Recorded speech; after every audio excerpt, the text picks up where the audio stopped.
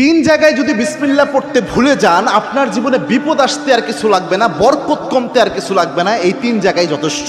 খুব মারাত্মক একটা বিষয়। বিসমিল্লাহ তো মোটামুটি সব ভালো কাজের শুরুতেই পড়া হয়, তবে সব জায়গায় ভুলে গেলে ওই তিন জায়গায় মিনিমাম ভুলা উচিত নয়। তার মধ্যে এক নাম্বার যেটা, এটা আমি সবচেয়ে গুরুত্বপূর্ণ মনে করি, সেটা হচ্ছে বর্তমান পরিস্থিতিতে এটা হচ্ছে আপনার বাথরুমে প্রবেশের শুরুতে বিসমিল্লাহ পড়া। অনেকে বলতে পারেন, হুজুর বাথরুমে ঢুকবেন আবার বিসমিল্লাহ কিভাবে?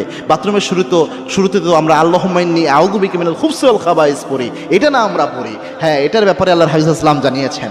আল্লাহর হাবিব সাল্লাল্লাহু আলাইহি ওয়াসাল্লাম জানিয়েছেন, কোন ব্যক্তি যদি বাথরুমে প্রবেশের সময় পড়ে আল্লাহুম্মা ইন্নী আউযু বিকা মিনাল খুবসি ওয়াল খাবাইস, এর ফজিলত হলো ওই ব্যক্তি বাথরুমে প্রবেশ করলে বাথরুমের মধ্যে যে দুষ্ট জিনগুলা থাকবে ওই ব্যক্তিকে দেখতে পাবে, কিন্তু কোনো ক্ষতি করতে পারবে না। কিন্তু কোনো ব্যক্তি যদি বিসমিল্লাহ লাগিয়ে দিতে পারে, বিসমিল্লাহি আল্লাহুম্মা ইন্নী আউযু বিকা মিনাল খুবসি ওয়াল খাবাইস, এই বিসমিল্লাহ সহ যদি দোয়াটা পড়তে পারে,